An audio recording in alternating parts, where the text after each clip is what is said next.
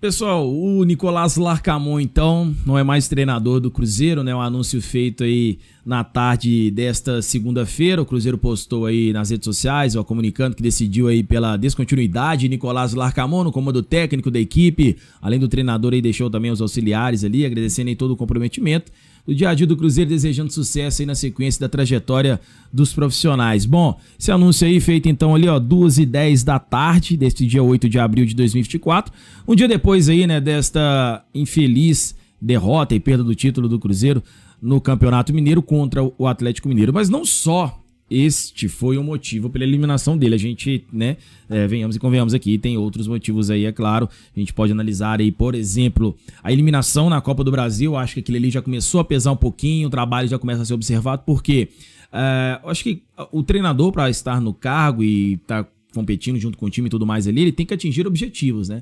E eu acho que um dos objetivos do Cruzeiro não era ser eliminado na primeira fase da Copa do Brasil, como acabou sendo. Eu acho que aquele ali já acabou pesando um pouco. Outra coisa é a gestão do grupo.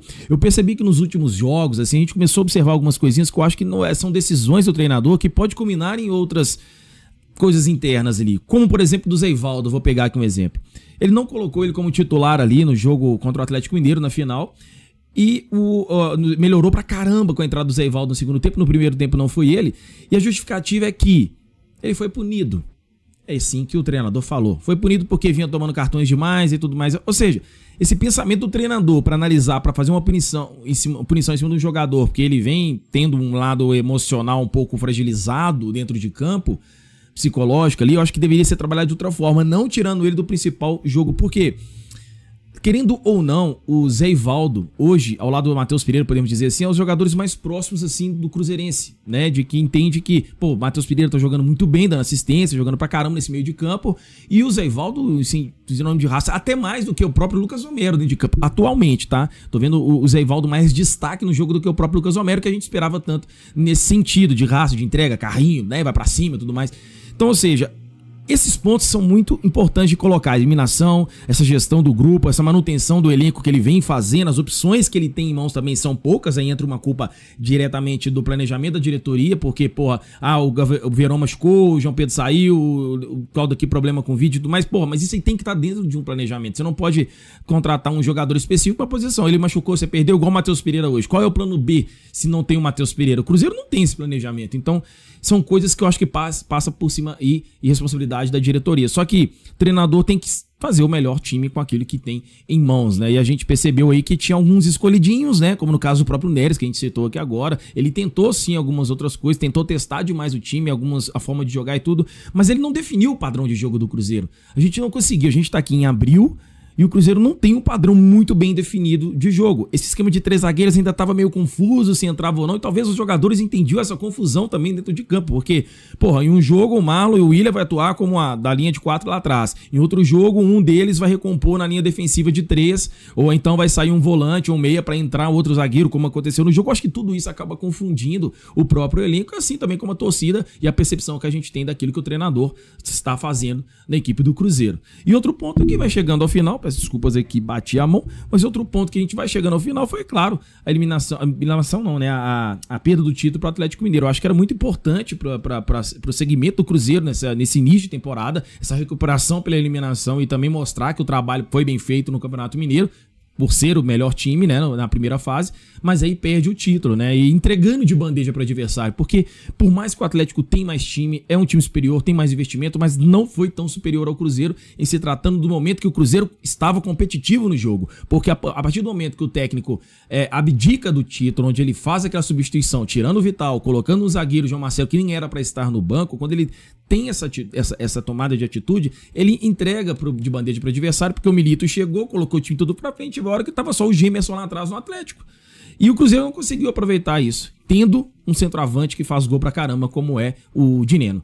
E tem um cara que entrega a bola e joga lá na frente, como o Matheus Pereira. Só que acontece, nós não temos pontas de qualidade. O Arthur Gomes vive de nuances e da direita a gente não tem nada. Então tá aquele Cruzeiro sem ponta que entrega a bola para esse centroavante fazer gol. E aí depende só de Matheus Pereira. Então quando ele volta demais, por várias vezes isso aconteceu, de lá para trás para receber a bola, não tem aquele segundo homem de meio de campo, que até vinha sendo vital nesse jogo e fez o gol e tudo mais. Então, ou seja, treinador se perdeu com o elenco e aí justifica. Só que para finalizar esse breve comentário meu dessa demissão do treinador, aí entra em uma matéria que eu estava lendo agora há pouco aqui do Globo, lá no dia 2 de março de 2023, e o título da matéria é: de quanto tempo um técnico de futebol precisa para desenvolver um trabalho? E eles estavam questionando o trabalho do Vitor Pereira no Flamengo, né? Porque ele veio de um ano campeão lá no Porto, veio pro Flamengo na época e 3 decepções. Perdeu o Mundial de Clubes, perdeu a Supercopa e a Recopa.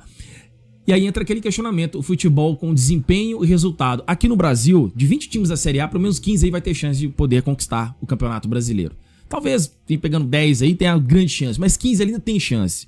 Só que aí que eu falo, cara, o resultado ele é muito mais importante aqui no Brasil. Porque lá na Europa, alguns times já têm a consciência ao longo dos anos que, porra, às vezes tem uma Premier League, sei lá, vou pegar um time que tem uma Premier League, mas ao longo de mais de 150 anos aí.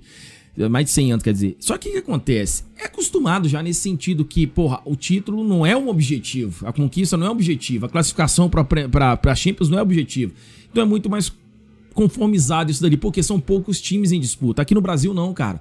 Aqui o Cruzeiro entra, por mais que tá ruim, não tem investimento, não tem nada, mas ele tem que ir em busca da Libertadores, ele tem que ir em busca do título brasileiro. É assim que funciona, é assim com vários outros clubes, seja aí Atlético Paranaense, Fortaleza, Bahia, Vasco, Flamengo, Fluminense, Corinthians, e São Paulo, olha só. Então, isso acaba pesando, então por isso que o resultado eu acho muito importante. E aí, para finalizar, eu digo, quem contratou? Quem é o responsável na contratação de Nicolás Larcamón e na demissão de Nicolás Larcamón? Quem é o errado? É o próprio Nicolás sozinho? Não. E aí entra numa fala que eu queria trazer dessa matéria, que estava esse questionamento, que lá embaixo, um dos grandes presidentes do futebol brasileiro hoje, que é do Fortaleza, Marcelo Paz, ele fala o seguinte aqui, ó. Quando o Vojvoda, ele contratou, né? No primeiro ano levou a Libertadores, depois ele acabou ficando lá na lanterna do Campeonato Brasileiro. E ele falou isso aqui, abre aspas: isso vale para qualquer empresa. Se você contrata alguém e depois o demite, é porque contratou errado. Não acredita em um tempo para o treinador, tantos meses, tantos jogos. Existem objetivos, você tem de contratar conforme o objetivo. E qual foi o objetivo alcançado pelo Nicolás Larcamón? Né? Qual foi o objetivo da diretoria que foi alcançado? A diretoria está errando também, ela tem que ser culpada nisso. Senhor Paulo André, Pedro Martins e companhia estão errando. O Cruzeiro teve um baita de um ano em 2022, gente, mas 2023 pra cá é só tragédia. E eles não levam a culpa é só dos treinadores e de alguns jogadores aqui. Então nós, como torcedores aqui, nós temos também que cobrar dessa diretoria um melhor planejamento. Porque tanto pelo time que está sendo montado, também pelas decisões que estão sendo tomadas à frente do Cruzeiro, que estão errando demais e está culminando a longos anos e micros vexames que o Cruzeiro vem passando em grandes decisões, desse macro que eu quero dizer de intervalo de tempo. Então, porra, tá pesando demais nessa continuidade e eu acho que era a hora do Ronaldo, se ele quer ser um grande gestor, dar uma oxigenada na diretoria do Cruzeiro. Essa era a hora, porque erros atrás de erros não podem ser sustentados apenas por confiança de trabalho, por ser um amigo dele. Ele tem que trazer gente competente à frente do Cruzeiro, porque o Cruzeiro necessita disso nesse momento, porque se vier um novo vexame em Sul-Americana e Campeonato Brasileiro, aí, meu filho, não dá para defender mais o trabalho que vai ser dessa diretoria, porque, infelizmente, estão sendo os maiores culpados nisso tudo. Eles trouxeram o Larcamón, eles acreditaram no trabalho, no projeto dele para fazer aqui no Cruzeiro, então até contrataram ele para até 2025 e chega em 4 meses de trabalho. A gente tá em abril, hoje é 8 de abril. Olha o tanto de coisa que aconteceu no Cruzeiro, que já foi eliminado na Copa do Brasil e já perdeu o Campeonato Mineiro, cara, com ele na mão aqui, ó. Então, vamos continuar sempre questionando esses pontos que eu acho que é muito interessante. Então eu poderia deixar de vir aqui falar com você. A gente vai falar muito mais no podcast, falar muito mais durante a semana sobre isso. Sobre o novo treinador, a gente não sabe. O Cruzeiro já tem jogo na quinta-feira contra o Alianza, que apresentou o novo técnico já, ou seja, vem com um ambiente diferente. Final de semana tem estreia pelo Brasileirão contra o Botafogo e aí já começa, filho. É 3 dias, jogo aí é decisivo e não tem moleza não. Esse é o novo calendário. Esse time grande é o seguinte: o Cruzeiro tem que entender, as limitações vão acontecer, mas se um time se torna grande, quando ele aprende a superar essas limitações, as suas dificuldades. O Cruzeiro tá tendo muita dificuldade, mas não tá conseguindo superar. E aí, ao longo do tempo, vai se apequenando. E a gente não quer que isso aconteça, porque o Cruzeiro é gigante demais, não merece passar por essas situações. Porque o que tá vivendo o cruzeirense hoje não é coisa que a gente tá acostumado, porque não condiz com a história do Cruzeiro. Então tá faltando um pouco mais de respeito e de honra daqueles que estão à frente da tomada de decisão no Cruzeiro. porque o cruzeirense tá cansado dessas merdas que estão acontecendo aqui no clube. Então, ó, tchau, Larcamon, muito obrigado. Valeu pelo que tentou fazer, mas não foi tão bem feito assim. Agora vamos ver qual será. Se é um brasileiro, se vão gastar dinheiro, mas eu acho que essa diretoria não vai querer trazer um cara de nome e tudo mais. Sabe por quê? Porque esse cara vai ter mais voz que ela. E nesse momento, vem um grande erro aqui de SAF no Brasil, neste momento, que é o que eu tenho observado. Infelizmente não tá sabendo separar o lado de organizar as finanças do clube e o lado de departamento de futebol. São duas coisas que andam junto, mas são distintas. O Cruzeiro faz um ótimo trabalho, a SAF do Ronaldo, com o lado financeiro. Agora, se tratando do futebol, mano, é muito mais decepção do que alegria, viu? Vou ser sincero com vocês. Valeu, tamo junto, até o próximo vídeo aqui no canal Cruzeiro. Deixa o like e o seu comentário aqui embaixo. Tchau, é nóis.